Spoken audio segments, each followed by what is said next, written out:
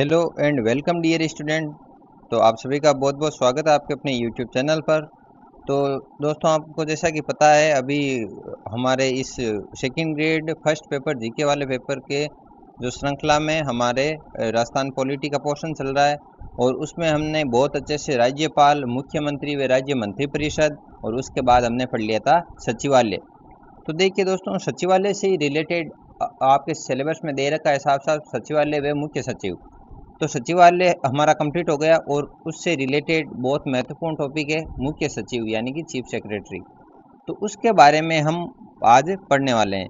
तो देखिए दोस्तों, आज पहले हम इसकी थोड़ी भूमिका तैयार कर लेते हैं कि किस प्रकार से होता है आपका सचिव। एक ब्लैंक पेज ले लेता हूँ, ये रहा आपका अच्छे से। तो अब हम थोड़े बहुत इस सचिव के बारे में पहले देख लेते हैं कि सचिव क्या चीज़ होती है। वैसे जब हमने सचिवालय देखा था तब भी इसका थोड़ा बहुत जिक्र किया था कि सचिव क्या होता है, और ये मुख्य सचिव की अपने आप में क्या भूमिका होती है, ये वगैरह। तो देखिए शुरू करते हैं।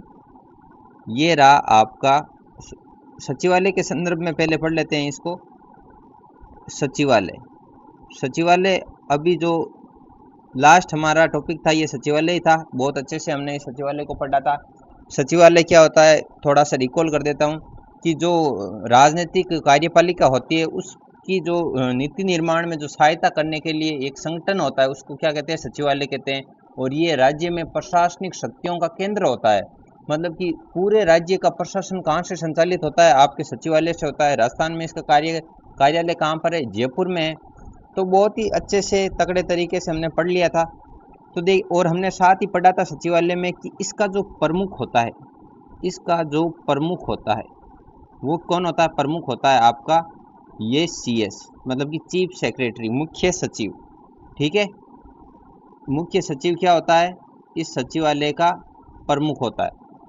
ठीक है दोस्तों, तो आज हम पर्टिकुलर इस मुख्य सचिव के बारे में पढ़ेंगे कि इस मुख्य सचिव की क्या क्या इनके पास शक्तियाँ होती है, कौन इनको नियुक्त करता है, किस प्रकार से इसको मतलब कि कार्य इसके हिस्से में कौन कौन से कार्य आते हैं। तो देखिए दोस्तों, मुख्य सचिव के बारे में सबसे पहली बात, सबसे इम्पोर्टेंट बात कि ये होता है इस सचिवालय का प्रमुख। ठीक है दोस्तों, तो इस सचिवालय के अंतर्गत आपने देखा था कि बहुत सारे विभाग आते हैं अलग अलग। चिकित्सा विभाग, शिक्षा विभाग, वन विभाग, अलग अलग क्षेत्रों के जो विभाग बनाए होते हैं वो इस सचिवालय के अंतर्गत आते हैं। तो प्रत्येक विभाग का क्या होगा दोस्तों, यहाँ पर ये विभाग है, मान लो विभाग फर्स्ट नाम दे दिया, ये सेकंड विभाग है, ये थर्ड विभाग। तो इनके प्रमुख कौन होते हैं, इनके प्रमुख होते हैं, आपको अच्छे से बताया है मैंने, शासन सचिव। ठीक है दोस्तों, यहाँ पर भी शासन सचिव, यहाँ पर भी शासन सचिव। तो इन सभी शासन सचिवों का जो प्रमुख होता है वो भी कौन होता है, कौन नियंत्रित करता है इनको। शासन सचिवों को समस्त दिशा निर्देश कौन देता है, आपका मुख्य सचिव देता है। क्यों, क्योंकि सचिवालय का प्रमुख होता है शासन सचिव, और सचिवालय के ये अंतर्गत कार्य करते हैं अलग अलग विभाग, और विभागों के प्रमुख होते हैं शासन सचिव। तो शासन सचिव किसके दिशा निर्देशन में कार्य करते हैं, मुख्य सचिव के। तो शासन सचिवों को अपने अपने विभागों को किस प्रकार से संचालित करना है, क्या उनमें महत्वपूर्ण निर्णय लेने हैं, इनके दिशा निर्देश कौन देगा, आपका ये मुख्य सचिव देगा। तो बात कर लेते हैं कि मुख्य सचिव की नियुक्ति किस प्रकार से होती है। तो दोस्तों, पहली और वेरी इंपॉर्टेंट बात है कि मुख्य सचिव की नियुक्ति करता है आपका मुख्यमंत्री करता है इनकी नियुक्ति। ठीक है दोस्तों, यहाँ पर आ जाइए। ये रफली बता रहा हूँ अभी मैं, टोटली रफली है, बहुत अच्छे से पढ़ेंगे इसको हम। नियुक्ति करते हैं आपके CM साहब। किसको करते हैं, एक जो भारतीय प्रशासनिक सेवा है, IAS लेवल का कोई सीनियर IAS ऑफिसर होता है, उनके जो एक्सपीरियंस, उनकी जो कार्यशैली है, उनके आधार पर CM राजस्थान कैडर के, सामान्यतया राजस्थान कैडर के एक सीनियर IAS ऑफिसर को क्या नियुक्त करता है, मुख्य सचिव नियुक्त करता है। और इनमें जो इम्पोर्टेंट फैक्ट होता है, जो फैक्टर लागू होता है इनकी नियुक्ति में, वो ये होता है कि मुख्यमंत्री के साथ इनकी टर्म्स कैसे हैं। अगर अच्छे संबंध हैं तो वो उस हिसाब से उनको नियुक्त करता है। अब देखिए दोस्तों, मुख्य सचिव के कार्यों की बात कर लेते हैं, और क्या क्या कार्य होते हैं। मुख्य सचिव क्या करता है कि राज्य और केंद्र, मान लो कि कोई नीति का निर्माण हुआ है या कोई ऐसी योजना है जिसमें कुछ भाग केंद्र का इनमें इन्वॉल्व है और कुछ आपके स्टेट का। तो इनके मध्य जो समन्वय स्थापित करने का कार्य है वो किसका होता है? मुख्य सचिव का होता है। दो स्टेट के मध्य कोई करार हुआ है, जैसे कि कोई योजना है विद्युत संबंधी या अन्य कोई भी एग्जाम्पल, मान लो कोई विद्युत संबंधी योजना है जिसमें आपके 60% राजस्थान का है और कुछ आपके महाराष्ट्र का या जो भी कुछ है, तो इनके मध्य समन्वय भी कौन करेगा, तालमेल कौन बैठाएगा? तो वो इसमें मुख्य भूमिका रहती है आपके मुख्य सचिव की। मतलब आप समझ सकते हो मुख्य सचिव को, मतलब कि नीति निर्माण की आप एक तरह से रीढ़ की हड्डी मान सकते हो। सबसे ज़्यादा महत्वपूर्ण जो भूमिका अदा करता है प्रशासन की तरफ से, प्रशासनिक स्तर पर राज्य कार्यपालिका, राजनीतिक कार्यपालिका के लिए, तो वो करता है आपका मुख्य सचिव। और बहुत ज़्यादा इम्पोर्टेंट बात, सीएम साहब का, मुख्यमंत्री का प्रमुख परामर्शदाता, यहाँ पे लिख देता हूँ मैं रफली, प्रमुख परामर्शदाता। प्रमुख परामर्शदाता कौन होता है? आपके सीएस होता है, मतलब कि चीफ सेक्रेटरी होता है। मुख्यमंत्री का और राज्य मंत्रिपरिषद दोनों का जो प्रमुख परामर्शदाता है वो कौन होता है? ये आपके मुख्य सचिव होता है। तो इस प्रकार आप अंदाज़ा लगा सकते हो कि ये कितना महत्वपूर्ण पद है। हमारे एग्जाम में इस सचिव को लेकर हर बार 2 क्वेश्चन आते हैं। तो आज की इस क्लास में हम 2 क्वेश्चनों को लॉक कर लेंगे। और मैं आपको बता दूं कि अभी मैंने लगभग 2 महीने पहले मुख्य सचिव का एक प्यारा सा वीडियो अपलोड कर दिया है। वो बहुत ही मैंने शॉर्ट में किया है, तो आप वो भी देख सकते हो, आपको बहुत ज़्यादा इससे फ़ायदा होगा। और डिटेल में आज हम यहाँ पे निश्चित रूप से पढ़ेंगे। तो ठीक है साथियों, अब हम इसके बारे में आराम से डिटेल से अपने नोट्स में से पढ़ लेते हैं। चलिए शुरू करते हैं। ये रहा आपका मुख्य सचिव यानी कि चीफ सेक्रेटरी। क्या होता है, पढ़ते हैं। राज्य सचिवालय में सर्वोच्च प्रशासनिक अधिकारी को मुख्य सचिव के नाम से जाना जाता है। ठीक है दोस्तों, राज्य सचिवालय का जो प्रमुख होता है, राज्य सचिवालय का प्रमुख कौन होता है? ये होता है आपके सीएस, चीफ सेक्रेटरी होता है, मुख्य सचिव होता है। आगे देखिए, सभी सचिवों का मुख्य, मैंने आपको बता दिया था कि सचिवालय के अंडर में अलग अलग विभाग होते हैं, अलग अलग डिपार्टमेंट बनाए होते हैं और अलग अलग क्षेत्रों के डिपार्टमेंट होते हैं। तो उनके जो प्रमुख होते हैं वो होते हैं आपके शासन सचिव, और उनका प्रमुख, उन सभी का प्रमुख कौन होता है? उनका हेड होता है आपके मुख्य सचिव। आगे देखिए, सचिवालय का किंग पिन होता है, वे सभी विभागों को नियंत्रित करता है। सभी विभागों को, सचिवों को कौन नियंत्रित करता है? ये आपका मुख्य सचिव ही उनको नियंत्रित करता है, उनको दिशा निर्देश देता है। आगे देखिए, अपने राज्य की ओर से संघीय सरकार और अन्य राज्य सरकारों में संचार सूत्र का कार्य करता है। अभी हमने भूमिका में अच्छे से समझ लिया था कि कोई भी नीति निर्माण है, अगर उसमें सेंटर और स्टेट के बीच में कोई करार होना है तो उसमें मुख्य भूमिका निभाएगा आपका मुख्य सचिव।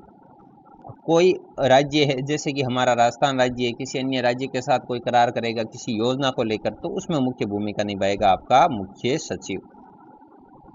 और ये देखिए, ये एक बहुत ही प्यारा और इम्पोर्टेंट फैक्ट है कि सीएस यानी कि मुख्य सचिव राज्य लोक सेवाओं का प्रमुख होता है। ये डायरेक्ट एग्जाम में टपकने लायक लाइन है, राज्य लोक सेवाओं का प्रमुख होता है आपका सीएस। ठीक है, क्या होता है वहाँ पर अगर एग्जाम में क्वेश्चन आएगा तो ऑप्शन में ऐसे रहेंगे राज्यपाल वगैरह, मंत्री वगैरह, तो कोई स्टूडेंट जो हल्का फुल्का कन्फ्यूजन में रहेगा राज्यपाल कर देगा, लोक सेवाओं का प्रमुख राज्यपाल, लेकिन नहीं, मुख्य सचिव होता है। विशेष रूप से ध्यान देने लायक बात है। आगे देखिए, मुख्य सचिव का पद सिलेक्शन पद माना जाता है, मतलब कि चयन किया जाता है, कोई व्यक्ति चयनित होकर उस पर आता है, और उसका चयन कौन करता है? आपका राज्य का मुख्यमंत्री मुख्य सचिव का चयन करता है। मुख्य सचिव वरिष्ठ आईएएस ऑफिसर होता है राजस्थान कैडर का, मैंने आपको बताया था।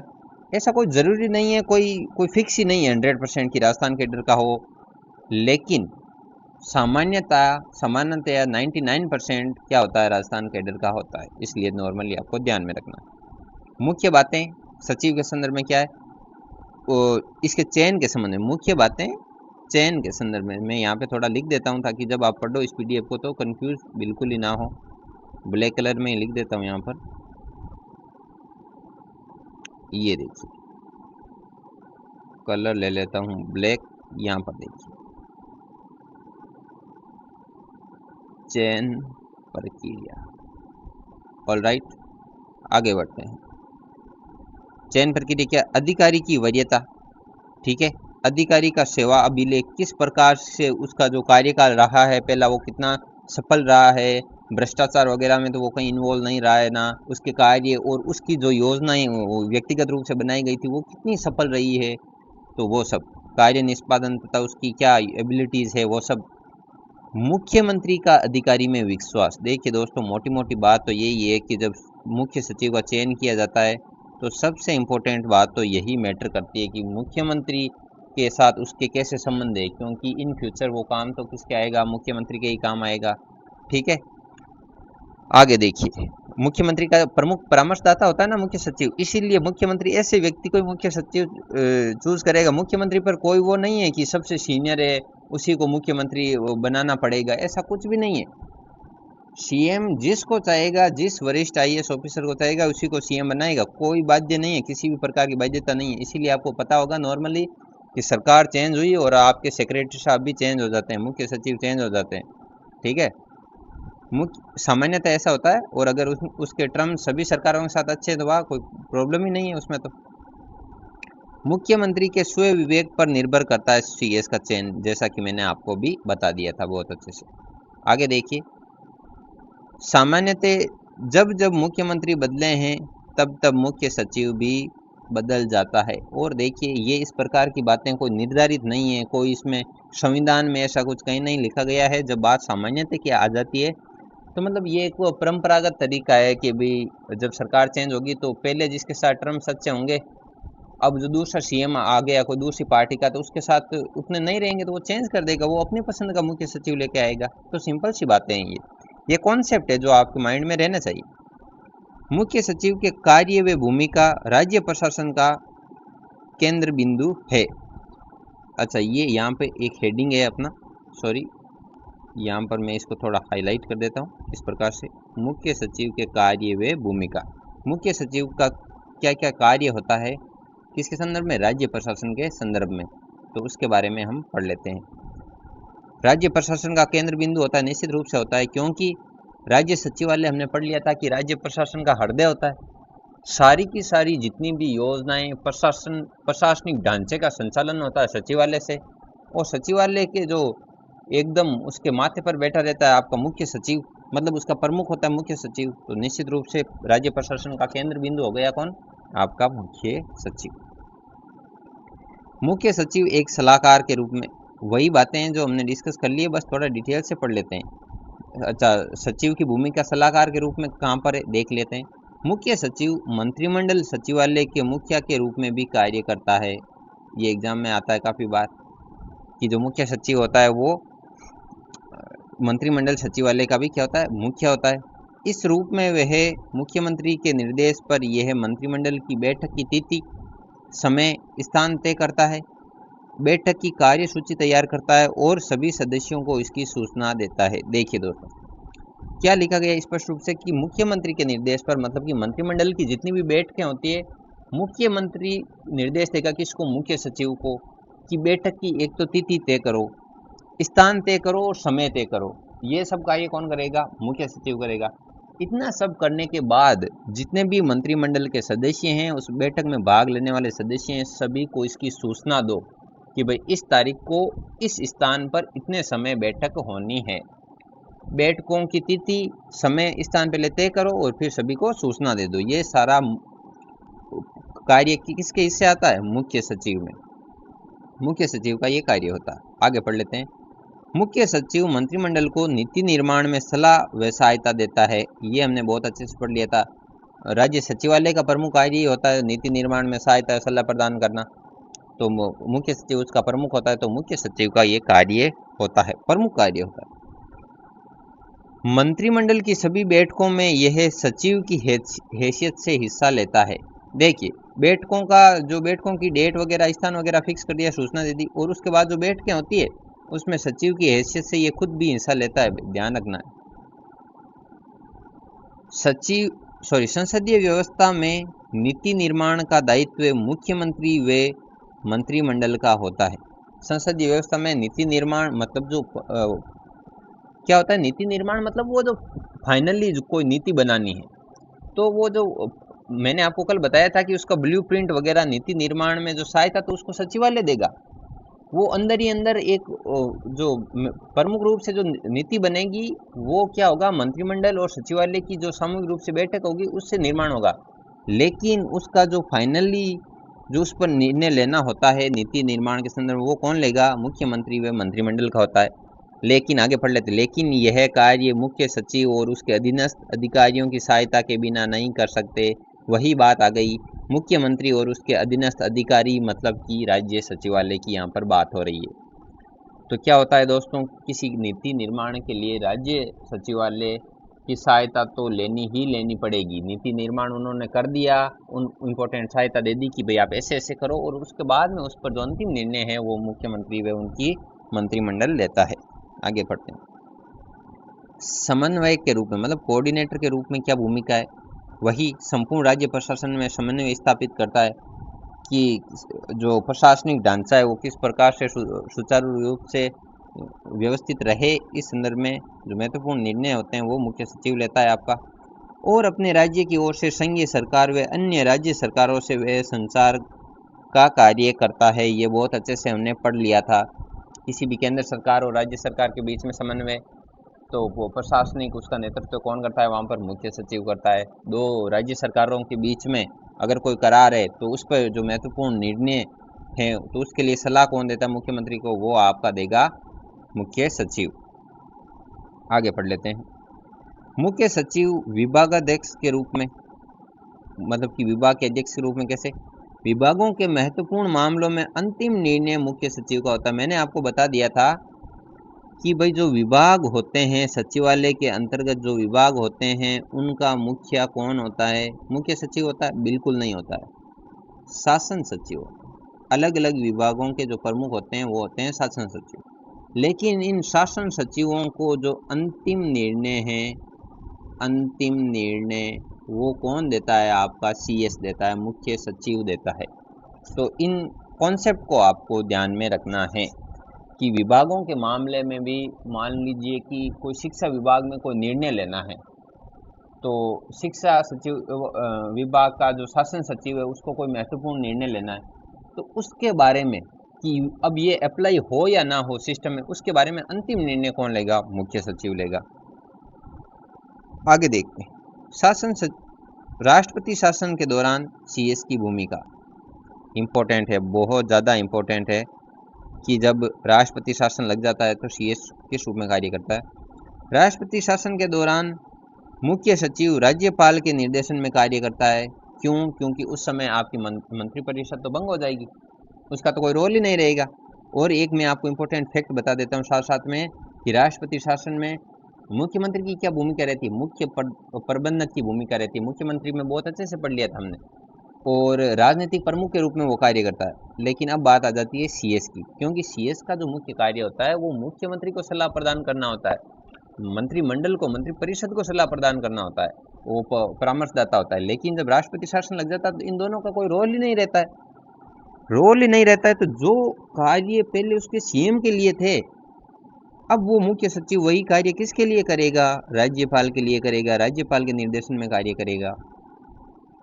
मंत्रिमंडल के अभाव में एक प्रकार से इस अवधि में संपूर्ण राज्य प्रशासन के संचालन की जिम्मेदारी का वही निर्वहन करता है। देखिए, संपूर्ण राज्य प्रशासन का संचालन कौन करेगा, आपका मुख्य सचिव करेगा। आगे देखिए, वैसे आपको बता दूं कि संपूर्ण राज्य प्रशासन का संचालन तो वैसे भी आपके मुख्य सचिव ही करेगा, लेकिन यहाँ पर बात आ जाती है जब राष्ट्रपति शासन लागू होता है तो वो राज्यपाल के निर्देशन में संपूर्ण राज्य प्रशासन का क्या करेगा, संचालन करेगा। राजनीतिक कार्यपालिका की अनुपस्थिति में वही वास्तविक वापस पढ़ लेते हैं। राजनीतिक कार्यपालिका की अनुपस्थिति में वही वास्तविक सर्वेसर्वा बन जाता है, जबकि राज्यपाल सैद्धांतिक रूप से मुख्य कार्यपालिका बना रहता है। तो ये देखिए समझने वाला पॉइंट है। राजनीतिक कार्यपालिका अनुपस्थित हो जाएगी निश्चित रूप से राष्ट्रपति शासन में, तब क्या होता है कि वास्तविक सर्वेसर्वा मतलब कि वास्तव में जो प्रशासन के संदर्भ में निर्णय लेने हैं वो कौन लेगा, आपका मुख्य सचिव ही लेगा। आगे देखिए, आपातकाल में मुख्य सचिव का रूप या उसका क्या रोल रहता है, क्या भूमिका रहती है। संकट की घड़ी से ठीक प्रकार से निपटने के उद्देश्य से राज्य स्तर पर अनेक समितियों का गठन किया जाता है ताकि राजकाज में लेस मात्र भी रुकावट उत्पन्न ना हो। देखिए दोस्तों, किसी भी आपातकाल के लिए अलग अलग क्या होती है, समितियां गठित होती है। मान लिए थोड़ी है कि आपातकाल लग गया तो पूरा सिस्टम ही आपके रुक जाएगा और प्रशासनिक ढांचा भी विफल हो जाएगा। नहीं, ऐसा बिल्कुल नहीं होता है।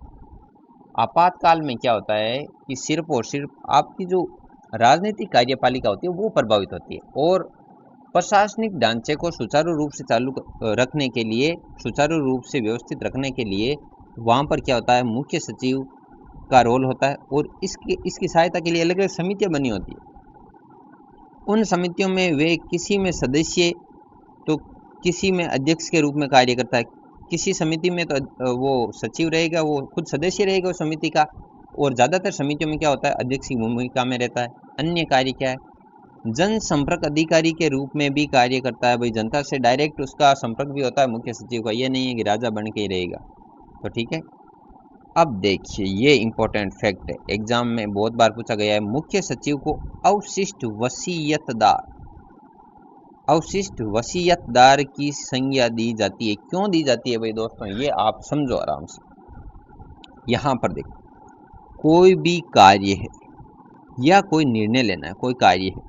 अब देखिए, सचिवालय के अंतर्गत अलग अलग डिपार्टमेंट बनाए गए हैं, तो वही शिक्षा, चिकित्सा, वन विभाग, इन संबंधित जो भी कोई कार्य होगा शिक्षा से संबंधित, तो वो कौन करेगा, शिक्षा विभाग करेगा। और उससे संबंधित जो कार्य है वो उसका शासन सचिव करेगा। और वन विभाग से संबंधित कोई कार्य है तो वन विभाग का जो शासन सचिव है वो करेगा। लेकिन कोई ऐसा कार्य जो ना तो आपकी इधर वन विभाग से संबंधित है, ना शिक्षा विभाग से संबंधित है, ना आपका चिकित्सा विभाग से संबंधित, मान लो कि ऐसा कार्य जो कोई भी शासन सचिव के अंतर्गत नहीं आता, तो वो अपने आप ही किसके पास आ जाएगा, आपके मुख्य सचिव के पास आ जाएगा। मुख्य सचिव के पास कि ये लो जी, कोई नहीं कर रहा, इस कार्य को कौन करेगा, करेगा आपका मुख्य सचिव। तो इस चीज़ को आपको ध्यान रखना है, इसीलिए इसको अवशिष्ट वसीयतदार की संज्ञा दी गई है। कोई भी ऐसा बचा कुचा काम जो किसी विशेष विभाग के अंतर्गत नहीं आता, उस पर भी अंतिम निर्णय कौन लेगा, आपका मुख्य सचिव लेगा। इसी कारण इसको अवशिष्ट वसीयतदार कहा गया है। आई होप कि आपको समझ में आया होगा, और समझ में आ रहा है तो वीडियो को प्लीज़ लाइक कर दीजिएगा। इम्पोर्टेंट पॉइंट पढ़ लेते हैं। यह है 1798 से 1799 में लॉर्ड वेलीजली के ने मुख्य सचिव का पद सर्जित किया था। इम्पोर्टेंट फैक्ट है भाई, एक एक लाइन इम्पोर्टेंट है हमारे नोट्सों में से, ध्यान से पढ़िएगा। सर्वप्रथम क्या हुआ था, 1798 से 1799 में लॉर्ड वेलीजली हैं, इनके ही कार्यकाल में मुख्यमंत्री का पद सर्जित किया गया था। प्रथम मुख्य सचिव थे सबसे पहले, वो थे आपके George Hillary Barlow. George Hillary Barlow आपके प्रथम मुख्य सचिव थे। अब देखिए, सबसे पहले जब पद सर्जित हुआ और उसके बाद जॉर्ज हिलेरी बार्लो। अब देखिए आगे, प्रथम मुख्य सचिव राजस्थान में कौन थे, के राधाकृष्णन। कितनी बार आया है एग्जाम में, 7 से 8 बार पूछा गया है। तो 13 अप्रैल 1949 को बने थे ये के राधाकृष्णन, राजस्थान के पहले सचिव। प्रथम राजधानी CS, इतना इम्पोर्टेंट नहीं है लेकिन ध्यान रख सकते हो, श्री कृष्णपुरी, इतना इम्पोर्टेंट नहीं है। 1958 में प्रथम बार भारतीय प्रशासनिक सेवा के राजस्थान कैडर के मुख्य सचिव की शुरुआत हुई थी। ठीक है, 1958 में प्रथम बार भारतीय प्रशासनिक सेवा के राजस्थान कैडर से मुख्य सचिव की शुरुआत हुई थी। सर्वाधिक कार्यकाल भगवंत सिंह मेहता, आपको बहुत सारी गाइडों में इनका शॉर्ट नाम मिलेगा, BS मेहता। तो इनका एक सेक्रेटरी के रूप में, चीफ सेक्रेटरी के रूप में सर्वाधिक कार्यकाल रहा है अभी तक भगवंत सिंह मेहता का। और प्रथम कौन थे आपके राजस्थान के, जो प्रथम मुख्य सचिव कौन थे, के राधाकृष्णन। ये माइंड में फिट कर लेनी है बातें, ये भगवंत सिंह मेहता सर्वाधिक कार्यकाल। विपिन बिहारी लाल माथुर, विपिन बिहारी लाल माथुर, ये ऐसे VL माथुर आएगा इधर, VL माथुर। तो इस प्रकार से गाइडों में शॉर्ट नाम ही आते हैं इनके। इनका क्या था, सर्वाधिक सीएम के काल में ये मुख्य सचिव थे। आ भी सकता है, वेरी इंपॉर्टेंट है ये। श्री हरिदेव जोशी जब सीएम थे, श्री शिवचरण माथुर, श्री हरिदेव जोशी वापस बने थे, और श्री भैरव सिंह शेखावत। ये जो 3 सीएम हैं, जहाँ पर हरिदेव जोशी जी ये दूसरी बार बने थे इधर, तो इन 3 सीएम के कार्यकाल में मुख्य सचिव कौन थे आपके, विपिन बिहारी लाल माथुर। आप समझ सकते हो कितने टैलेंटेड थे, सभी को हैंडल कर लेते थे, सभी के विश्वास पात्र थे, इसको ध्यान में रखना है। प्रथम महिला मुख्य सचिव, 4 से 5 बार पूछा गया क्वेश्चन है, श्रीमती कुशल सिंह। अब जो पढ़ के नहीं रहेगा ना, वो सोचेगा कि ऐसे श्रीमती वगैरह नहीं देंगे, सीधा कुशल सिंह दे दिया, तो सोचेंगे कोई आदमी है, ये ऑप्शन तो हो ही नहीं सकता। लेकिन ये महिला का नाम है, प्रथम महिला जो मुख्य सचिव थी हमारे राजस्थान की, ठीक है, तो वो थी श्रीमती कुशल सिंह। और ये हमारी भूमिका थी जो हमने बहुत अच्छे से आपको समझ लिया था। तो देखिए दोस्तों, मुझे उम्मीद है कि आपको बहुत अच्छे से ये टॉपिक समझ में आएगा। इससे रिलेटेड एक और वीडियो अपलोड कर दिया गया है पहले ही, तो मैंने आपको बता दिया इसके बारे में। तो वीडियो पसंद आए तो ज़्यादा से ज़्यादा व्हाट्सएप ग्रुप अपने दोस्तों के साथ इसको शेयर किया करो। और हमारे चैनल पर सेकंड ग्रेड का ढेर सारा मैटर अपलोड है, डेली लाइव टेस्ट होते हैं, डेली लाइव आपके 9 बजे टेस्ट होते हैं, आपको पता ही है। ये डेली 9 PM को होता है आपका जीके का बहुत शानदार टेस्ट, अच्छे से आपकी तैयारी हो ही रही होगी वहाँ पर। तो ठीक है दोस्तों, किसी भी प्रकार की कोई क्वेरी हो तो आप व्हाट्सएप कॉन्टेक्ट आपको दे रखे हैं उधर, तो वहाँ से आप कर सकते हो। और किसी प्रकार की पूछताछ, तो वीडियो को ज़्यादा से ज़्यादा शेयर किया करो, लाइक किया करो। और मिलते हैं, अब एक टेस्ट के साथ मिलेंगे, सचिवालय और मुख्य सचिव दोनों को मिलाकर एक शानदार टेस्ट क्रिएट करेंगे और फिर आपके लिए लेकर आएंगे एक धमाकेदार टेस्ट। तो मिलते हैं दोस्तों अगले वीडियो में, तब तक के लिए जय हिंद, जय भारत।